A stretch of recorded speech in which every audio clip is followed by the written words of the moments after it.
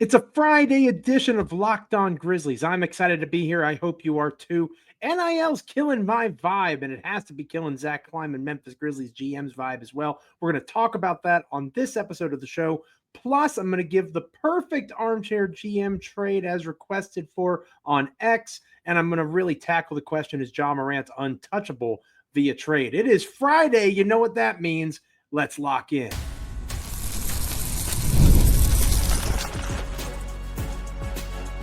You are Locked On Grizzlies, your daily Memphis Grizzlies podcast, part of the Locked On Podcast Network, your team every day.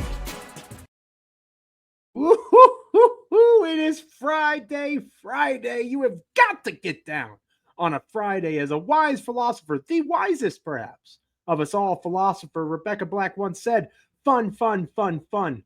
Looking forward to the weekend. It is I, Joe Mullinax. I am your host, and I am partying with you for the next 30 minutes here on Locked On Grizzlies. No DeMichael Cole getting a well-deserved Friday off, heading into a long weekend. He's off in Florida somewhere, living a life that I can only dream about at this stage of the game. Almost 40, a wife and 3 children. I love them all, but DeMichael, I live a little vicariously through him, and I hope he has a blast. I'm going to have a great time with you on this episode of the show. Thanks for being here with me. Wherever you are, on Apple, Spotify, Amazon, YouTube, Google, it doesn't matter. It's all good. Happy to have you along for the ride. Just make sure you're liking, commenting, rating, reviewing, subscribing, being a part of the Locked On Grizzlies experience, not just today, but every day and every time an episode drops. We're going to keep coming hot and heavy through June. Obviously, this is our last episode of May, all through June with draft content as best we can, right? With the Grizzlies only having 2 second-round picks. But I'm going to change that in this episode of the show,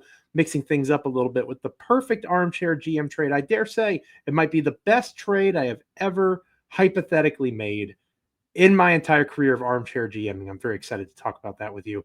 Plus, I'm excited to get people yelling at me about my take on whether or not Ja Morant is actually untouchable, or the fact I would even type the statement or say it out loud. But we're going to lead off the show, my everydayer. Hopefully that's you checking out the show each and every time we come on here at Locked On Grizzlies. We're going to begin the process talking about NIL. Now, for those of you that aren't familiar with acronyms, NIL is name, image, and likeness. And as a former college athlete, Division III admittedly, but I played college ball, college football. The Division I athletes in particular get the benefit the most out of name, image, and likeness. And you see some of the numbers that these guys are touting in their NIL deals, and it truly is phenomenal. And I would argue that it's impacting the NBA more than it is impacting any other sport professionally right now. And I would also argue that it has impacted the Memphis Grizzlies particularly more than any other NBA team right now. The NIL is killing my vibe when it comes to the NBA draft, and it's killing the vibe of the Memphis Grizzlies too. At least that's my philosophy, my thought process, and let me explain.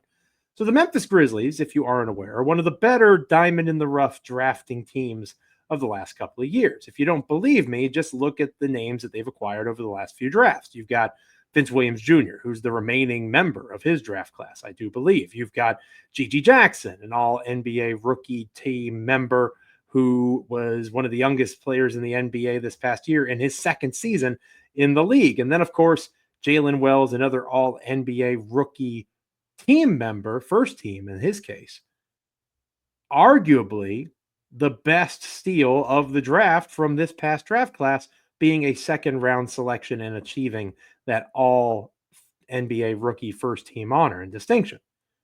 So Zach Kleiman, the Grizzlies GM, for all his flaws, and there are some, where none of us are perfect, of course, but for all of Kleiman's flaws, finding guys in the second round is not one of them, right? But with these name, image, and likeness deals, the challenge of finding those kinds of players becomes more great because more and more guys are choosing to stay in school. And that leads to issues for a team like the Memphis Grizzlies or any NBA team for that matter, because you are trying to find talent in a much smaller pool of players. At the deadline for players withdrawing from the NBA draft, in terms of early entrants, it is the fewest, and this is from Front Office Sports at FOS on X, The 2025 NBA draft has its fewest early entrants in a decade. It is less than a third of the early entrants the year before the NIL era began. So in 2021, which was the year before NIL became a thing, there were 363 early entrants. We're talking Cade Cunningham being the name that was kind of the lead in that draft class. 2025, fast forward 4 years, the number is at 106 early NBA draft entrants. And again, those are guys that, they're not seniors, right? Seniors don't really have an option. If you exhaust your NCAA eligibility, you don't really have an option. We're talking about early entrants here. So to go from 363 in 2021 to 106 with Cooper Flagg being the flag bearer, see what I did there? With Cooper Flagg being that guy for this class of 106, the lowest since 2015. Again, that's according to FOS, Front Office Sports. That is something to ponder, at least for a moment. Because again, if you're a team that has multiple second-round picks, like the Memphis Grizzlies, and you have to consider how you're going to utilize those assets. Are you going to try to turn them into players that can actually help you? And again, that sounds like a silly thing to say, especially in this era of people choosing to go back to school for name, image, and likeness money, as opposed to the uncertainty of an NBA late first-round contract even. Obviously, there's guaranteed money there, but it's not as big in some cases as it is in NIL deals for various schools. So you go from that and you go into the second round where players can be selected and put on two-way contracts, or the money can be guaranteed in a unique way where the contract is structured in a way that benefits the team more than it benefits the player. It's hard to be hard on the players when they are just finding the cleanest and clearest route to leverage. And in this era, where very few people are going to say that the athletes should get paid less, them chasing the dollar has its pros and cons. And I'm not going to turn this into Locked On NIL, because if you're an everydayer, you probably know where I stand on the matter, given my general take on sports. I think NIL has killed a lot of aspects of college sports that I thoroughly enjoy. In no way, shape, or form am I saying that it's wrong for these guys to be paid. They should be. But the wild, wild west aspect, the fact that so many transfer portal players either never play again, or they are going into the portal for the wrong reasons, chasing money instead of trying to find the best fit for them, either as an athlete or, heaven forbid, as a student athlete. That has been lost along the way. And if you want to point out, Joe, that happened to the schools before it happened to the athletes, I agree 100%. I blame the schools for the wild, wild west aspect of NIL, not the players. But it takes two to tango. And the players, whether they have bad advice or whether they're making choices for the wrong reasons, whatever the case might be, in this particular situation, I think they're making the right choice. Because again, it's leverage. And it's going to force the NBA to do something. And I think that something is increasing the rookie scale contracts all the way through the draft. Because if they don't do that, you're going to continue to have late first and early second round projected players say, I'm just going to go back to college for another year. Get a year closer to my degree if I'm actually pursuing my studies, depending on what those studies are. I'm going to get paid what an NBA late first, early second rounder is going to get paid. And I'm in a situation in college where I'm going to be more successful. I can improve my draft stock in the next year's draft. At least that's how the theory would go. Now, for some of these guys, that's going to be bad advice. They're probably going to be exactly what they were in 2025, in 2026, or perhaps they're even worse. Goodness gracious, heaven forbid, they suffer an injury. But for teams like the Grizzlies, who have no first-round picks, who are depending on their ability to scout in the second round, when your pool goes from the 300s of guys that could be in that mix to the 100s, by statistical definition, it becomes less probable that you find that kind of player. Because the early guys in the draft, I guess in theory, you could argue the ones that stuck around are the best ones, or the ones that stuck around don't think they have better options in the NIL and they're going to take their swing. You have to trust Zach Kleiman in that particular way, finding talent in that space of the draft. Because he's had success. There's documented evidence that he can do it, and his front office can do it. Tayshaun Prince obviously has a huge role in that too. He apparently was one of the highest on Jalen Wells, and that looks pretty darn smart in hindsight. But it doesn't make it easier for Memphis. It makes it harder. And that's why they're killing the vibe. NIL, good for the athletes, terrible for college sports. It needs some regulation, in my opinion. But again, good on the athletes for getting paid. Good on them to have leverage in this situation now. It just makes life a little bit harder for the Memphis Grizzlies. All those names withdrawing, that was surprising, especially guys late first round grades. That used to be guaranteed money, right? That used to be money the guys were jumping at the bit for, chomping at the bit for. Not so much anymore in this NIL era. Hit me up on X. How are you feeling about name, image, likeness stuff? Do you agree that it's killing the Grizzlies in this particular case? Do you not necessarily care? Let me know on X or in the comments, of course. When we come back, as promised, I'm going to give you my perfect armchair GM trade at this stage of the offseason. Stick around here on Locked On Grizzlies. Today's episode of Locked On Grizzlies is brought to you by DashPass. Oh, yeah, NBA fans, you know what time it is. Playoff season means big performances and even bigger rewards. DoorDash is bringing the heat with a slam dunk deal for DashPass members during the 2025 NBA playoffs. It is called They Swoosh, You Score. Anytime a player drops 50 or more points in a playoff game, DashPass members score a free 3-piece crispy tenders combo from Wingstop the very next day. Just place an order of $20 or more, use the code Wingstop50 at checkout, and that combo is yours. Crispy, delicious, and totally free. Offer valid noon to midnight the day after the game. Terms apply. Delivery fees stink, right? There's got to be a better way. When you have DashPass, you get $0 delivery fees and exclusive perks like the one you're hearing about right now. How much would you save over the course of an entire season? Here's the play. Sign up for DashPass, unlock this and more exclusive deals all season long. When any player scores 50 or more in a playoff game, DashPass members can grab a free 3-piece crispy tenders combo from Wingstop the next day with a $20 or more order and the code Wingstop50. That's DashPass, your door to more savings, more flavor, and more ways to win. Of course, terms apply. So on X, I let everybody know that this is a solo show at Joe Mullinax. And, some people were fired up about that. I've got some Mullimaniacs out there. Shout out to the Mullimaniacs. I also have some folks that would prefer I not host this podcast. And shout out to you too, because you know what you do? You listen, you watch, you read when I write. And I appreciate you all the same. Thank you for being part of the Locked On Grizzlies experience, just like anybody else. Alex Hartsuff is somebody that I enjoy interacting with on X, asks great questions, and this was a good question when I posed it at Alex Hartsuff Enterprise Clients. If you could get any one player this summer not named KD or Giannis, who would it be? And then he followed up when I asked for additional information, a realistic take from the king of the draft machine. Thank you, Alex. I appreciate being complimented every once in a while. I like to think I know what I'm talking about. Every once in a while. I've been doing this line of work for over a decade, and I think I've got some decent takes every once in a while, and I do think I'm a good armchair GM. So I put some time into this for Alex, and I thought about it, and I thought, I've got it.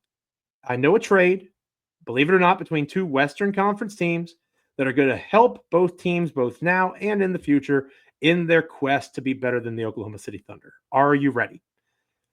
In my perfect armchair GM trade, the Memphis Grizzlies trade Desmond Bane to the Minnesota Timberwolves. Okay. Hopefully I haven't lost you already. Minnesota Timberwolves have acquired Desmond Bane.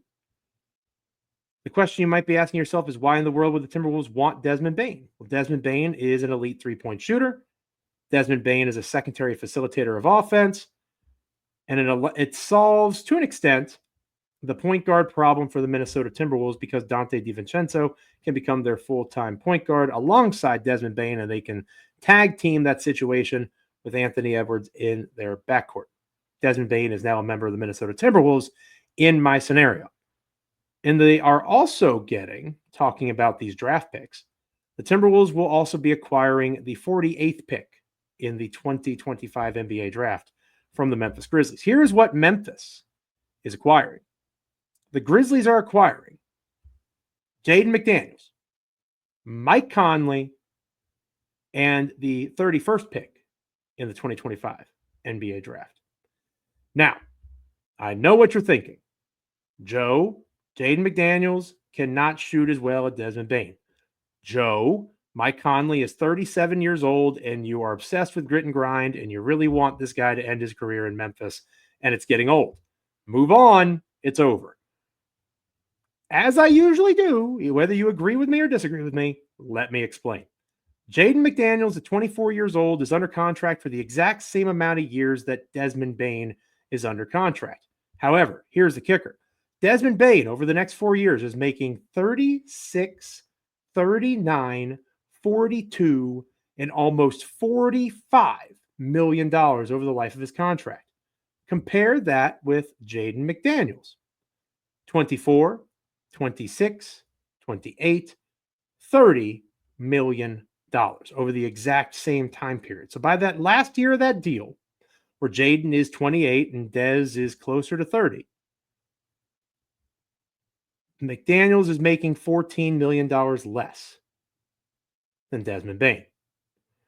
Jaden McDaniels is not the player that Desmond Bane is at this stage of his career. I'm not disputing that at all. But you're getting a much more cap-friendly contract, and you are getting a player in McDaniels who brings something to Memphis that the Grizzlies sorely need. A high-level, point-of-attack defender that can do a variety of things on that end of the court. He is grown as a rebounder. He had almost 6 rebounders this year in his time on the court per game. He is a defensive maven in terms of attacking, stealing the basketball. He averages about a block a game, and he can play multiple forward positions. In my vision here, McDaniels is playing the small forward position, which he logged 78% of his time at this year with the Timberwolves, according to Basketball Reference. This means Jalen Wells can move to the 2. And if you're concerned about Ja Morant and the effort that he is expending on defense, you would be looking at a starting 5 of Ja Morant, Jalen Wells as the 2 guard, Jaden McDaniels, Jaren Jackson Jr., Zach Edey. What you lose in spacing, and you admittedly lose a little bit in spacing with losing Desmond Bane, you gain defensively, you gain length, you gain size. And that three-point shooting that you're worried about can be made up a little bit in somebody who has become quite the marksman in his NBA career, Mike Connley. Now, do I expect Mike Connley to come back to Memphis and rediscover the fountain of youth and become somebody that can play 24 to 26 minutes a game? No. I don't expect Mike Connley to be that. What do I expect Mike Connley to be in this hypothetical? I expect him to be a player that can shoot the 3 at a nearly 40% clip in the 14 to 16 minutes a game he plays. That's what I expect from Mike Connley. I expect Mike Connley, alongside Ja Morant, to be able to play alongside McDaniels, Wells, Edey, Jackson Jr., Brandon Clark, those switchable combo forward guard types, and be able to hide the defensive inefficiencies of them on these dribbles to the perimeter. And I would argue that the Minnesota Timberwolves would be accepting their fate of having to ride with Rudy Gobert because nobody's going to take on Rudy Gobert's contract. So Rudy Gobert goes into a position where he has to be a guy that you funnel things into. Lean into him being a historically phenomenal defensive player and have the additional spacing that a Desmond Bane brings because the offense of the Timberwolves gets better and the defense of the Grizzlies gets better. I left out a detail. The Grizzlies would also be acquiring the 31st pick in the 2025 NBA draft. So they move up from 48 to 31. So the Grizzlies in this trade save money. Mike Conley's an expiring contract, $10 million off the books as the Jaren extension really kicks off. There you go. Saves you some cash. You also save about $10 million from Bane to McDaniels. So the Grizzlies are in a most solvent financial state because of this trade. Plus, because they move up to 31 overall. Both Minnesota and the Grizzlies can address the holes that are in place with the trades that they made. In the case of the Timberwolves, if they're worried about having a true point guard, you've got Igor Demin of BYU, 6'10" point guard, combo guard from BYU, like I said.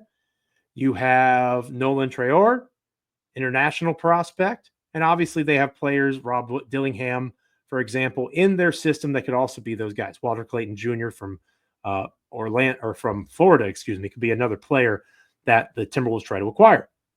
In the case of the Grizzlies, they could trade up into the first round and target a guy that they really like, say someone who I've talked about before, Cedric Howard, a guy that can shoot the three, guy that is long, 6'6.5" with a 7'2" wingspan, a good defender that can come off the bench and be more of a combo guard for you. That would be who I would target if I were the Grizzlies in this situation, and Minnesota could address their point guard needs. And again, if you don't think you can get him at 31, Memphis has the resources to trade up into the first round where they think they need to go to get him. So there you have it. Jaden McDaniels, Mike Connley, the 31st overall pick, go to Memphis. 48, and Desmond Bane go to the Minnesota Timberwolves. The Timberwolves lean in to being cap mavens and cap marksmen, and they're able to address their point guard needs still in the draft. The Grizzlies get better defensively. The Grizzlies get a veteran guard to come off the bench and help Ja. Obviously, bringing him back to Memphis would be nice, and Memphis also can replace Bane as best they can. In the draft, they have greater assets to do that. McDaniels, Connley, 31 for Bane and 48. Better off financially, better off defensively.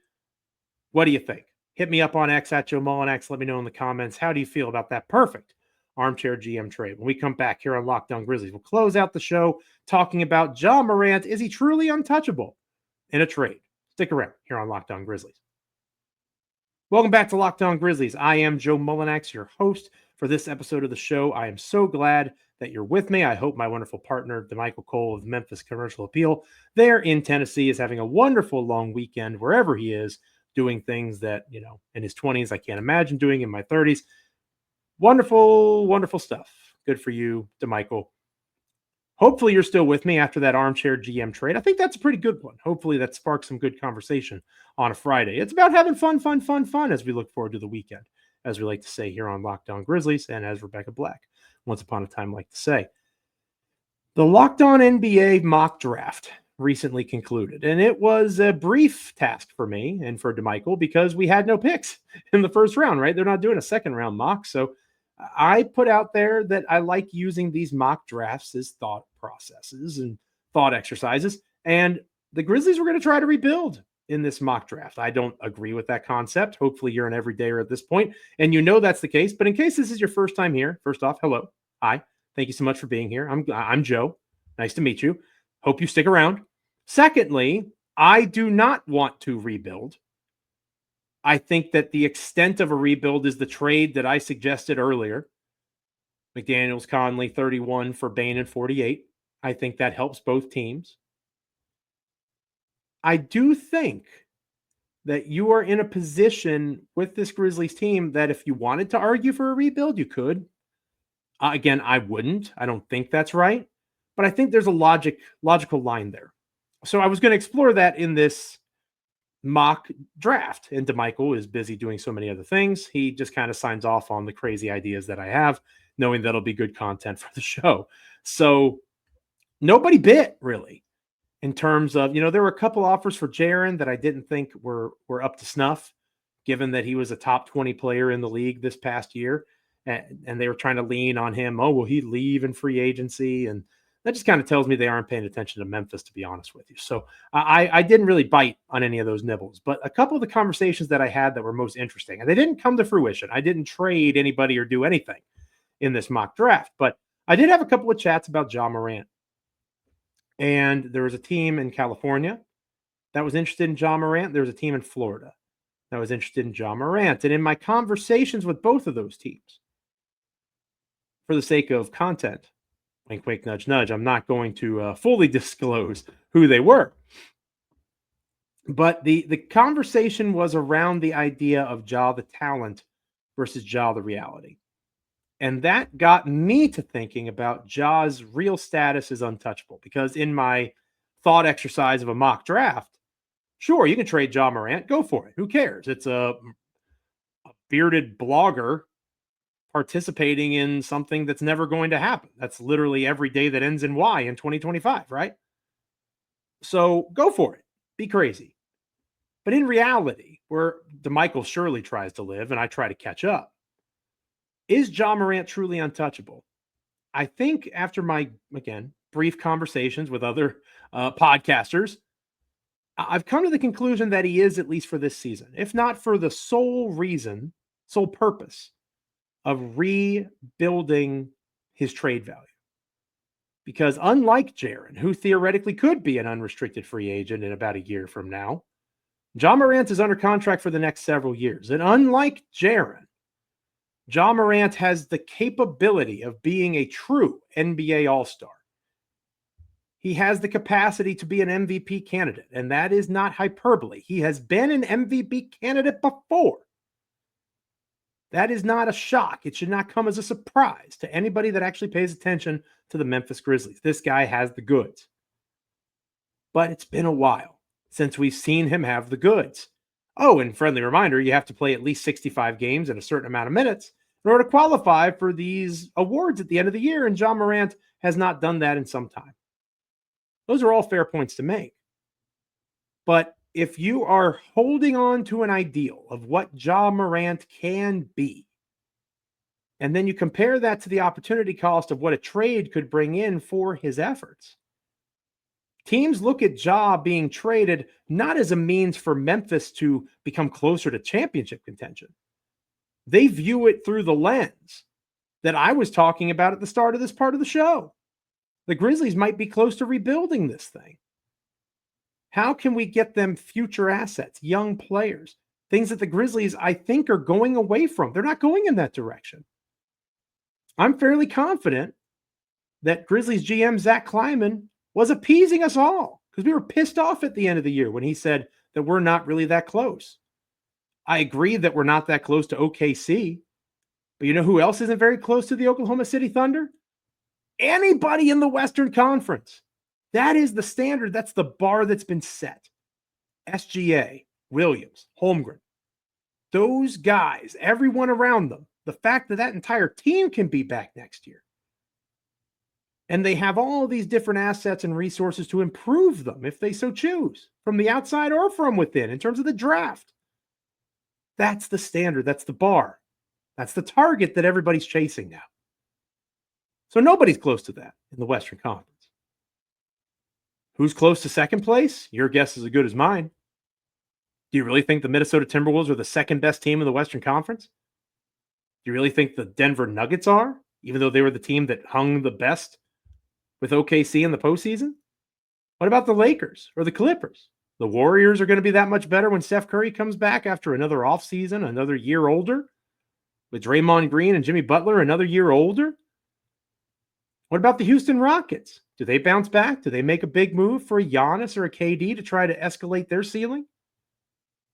Memphis can do a lot of these same things, whether it's my armchair GM trade that I mentioned earlier or something else, something smaller, where they keep that core three together, which I would be totally cool with if that's the way that they wanted to roll.